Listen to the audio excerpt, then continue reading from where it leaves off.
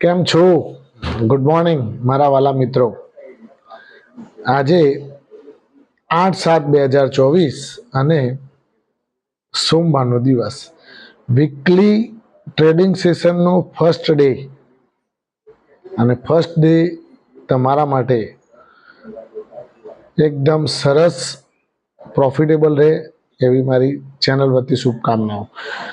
બીજું મિત્રો કે આજે બજાર ફ્લેટિશ મોડમાં ખુલશે. થોડું ઘણું ઉપર, થોડું ઘણું નીચે, થોડું ઘણું ઉપર, થોડું ઘણું નીચે, આવું બજાર થયા કરશે.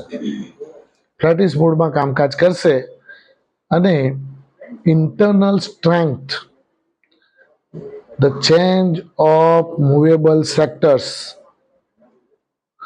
અલગ અલગ સેક્ટર્સને આ લોકો ચલાવી રહ્યા છે. મને એવું લાગી રહ્યું છે કે હવે એફએમસીજી હમણાંથી ચાલ્યું નથી, એટલે એફએમસીજી સેક્ટર ઉપર ધ્યાન રાખજો. નેક્સ્ટ રાઉન્ડ એફએમસીજી હોઈ શકે. એફએમસીજી સેક્ટર ઉપર ધ્યાન રાખજો. એફએમસીજી સેક્ટર હજુ ચાલ્યું નથી. એમાં કયા કયા શેર્સ આવી જાય? Dabur India, Marico, Emami, Hindustan Unilever, Colgate Palmolive, Gillette India, Britannia, આ બધા શેર્સ આવી જાય. તો આ બધા ઉપર તમે ધ્યાન રાખજો મિત્રો. બજાર અત્યારે હાલ હવે તેજી કે મંદી એ કરતા બજારમાં શેર્સ ઉપર વધારે કોન્સન્ટ્રેટ કરજો કે પર્ટિક્યુલર શેર્સ કેવા કામકાજ કરી રહ્યા છે, અને એના ઉપર તમને આઈડિયા આવશે કે આ શેર્સમાં પ્રોફિટ થશે કે કેમ.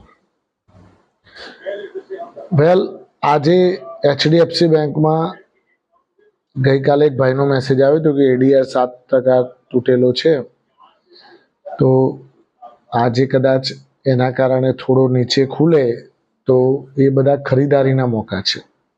લોંગ ટાઈમ માટે આ બધા ખરીદારી કરીને બેસી જાઓ એચડીએફસી બેંકમાં, બહુ મજા આવશે. રિલાયન્સ ઇન્ડસ્ટ્રીઝમાં હવે કેટલી તેજી બાકી છે, કારણ કે રિલાયન્સ ઇન્ડસ્ટ્રીઝે શુક્રવારે બજાર બંધ થયા પછી એ લોકોના ટૂંકમાં છેલ્લે બજાર ચાલુ હતું ને સમાચાર આવ્યા હતા કે જીઓ ઇન્ફોકોમનો એ લોકો આઈપીઓ 55,000 કરોડનો આઈપીઓ આવવાનો છે. એના કારણે આજે શેર્સમાં પોઝિટિવ મુવમેન્ટ જોવા મળે તો નવાઈ ન પામતા. ટાટા મોટર્સની બીકરી પણ વધી છે. ટાટા મોટર્સનું જે વ્હીકલનું વેચાણ છે એ પણ વધ્યું છે, એટલે એમાં પણ જેએલઆરનું જે બીકરી છે એ પણ વધી છે. એમાં રેન્જ રોયલ ગાડી છે એના 3900 ઇલેક્ટ્રિકલ વ્હીકલના બુકિંગ એ લોકો પાસે પેન્ડિંગ ચાલી રહ્યા છે, એટલે બહુ સારું કહેવાય. આજે એમાં પણ થોડી પોઝિટિવિટી જોવા મળશે. આપણો 4 મહારથીઓ તો ભૂલવાના જ નહીં. તમે 4 મહારથીઓ લીધા હોય ને બોસ, તમને નુકસાન થયું હોય તો કહેજો મને, થશે જ નહીં. ધીમે ધીમે ધીમે ધીમે બહુ ટાઢા પગે ધીમે ધીમે ચાલ્યા કરશે. NTPC, power grid, call India અને ઓએનજીસી 4 પીએસયુ સેક્ટરના મહારથીઓ કહેવાય. એ એમના ક્ષેત્રમાં ટોપ પર છે, એટલે એમના ઉપર તમારે ધ્યાન રાખતા રહેવાનું. ઘટાડો આવે એટલે પાછા 5-10 પીસ ઉમેરતા રહેવાનું. ઘટાડો આવે એટલે પાછા 5-10 પીસ ઉમેરતા રહેવાનું. આપણે ગયા અઠવાડિયામાં વાત કરી હતી શુક્રવારે જ કે ભાઈ આરવીએનએલ ઉપર ધ્યાન રાખજો. આરવીએનએલ એ જ દાડે દોડી ગયો, લગભગ 70 થી 72 રૂપિયા પર ડે એક દિવસમાં ચાલી ગયો. 415 વાળો 491 થઈ ગયો. હવે આવા મુવમેન્ટ જોવા મળી રહ્યા છે, તો આરવીએનએલ સારો જ છે, કોઈ ચિંતા જેવું નથી.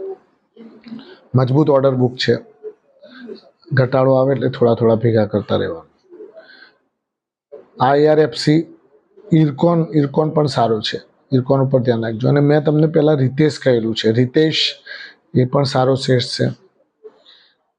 એટલે મિત્રો આપણે શેર્સ એવા પસંદ કરવાના કે જેમાં ઘટાડો આવે તોય ચિંતા નથી.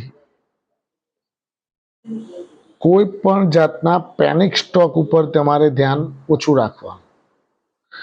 અમુક મિત્રોના મેસેજ આવતા હોય છે કે ભાઈ નાના નાના શેર્સ હોય, દાખલા તરીકે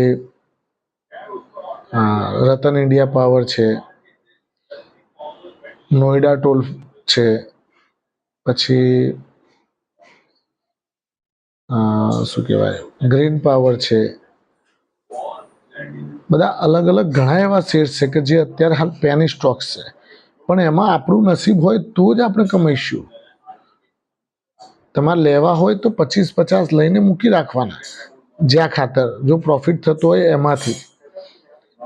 તો તમારે શું થાય કે ભાઈ એમાંનો એક ચાલી જાય તો એ તમારા કામમાં આવી જાય. મિત્રો મારી આ સલાહ છે, પણ એમાં તમે હેવી રોકાણ ના કરી દેતા. દાખલા તરીકે 5,000 10,000 લઈને તમે બેસી જાઓ,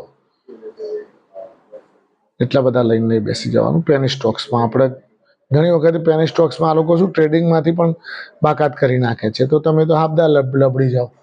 ભલે 5 રૂપિયાનો ભાવ હોય પણ ટ્રેડિંગમાંથી બાકાત કરી દે એટલે તમે તો પાછા એને ક્યારે ટ્રેડિંગ ચાલુ કરાવડાવો અને તમે વેચો, એટલે એનો શેર્સનો ભાવ જ ના પડે. આવું પણ બનતું હોય છે. સેબીના નજરમાં આવી ગયો, ઉપર નીચે વધારે કરતો હોય તો હેરાન થાય. મિત્રો એટલા માટે જ મારું તમને ખાસ કહેવું છે કે તમે તમારા જે પણ સારા શેર્સને જ તમે ભેગા કરતા રહો. પોર્ટફોલિયોમાં કચરો બધો કાઢી નાખવાનો, સારા મજબૂત ફંડામેન્ટલવાળા સ્ટોક્સ ભેગા કરો. કયા કયા?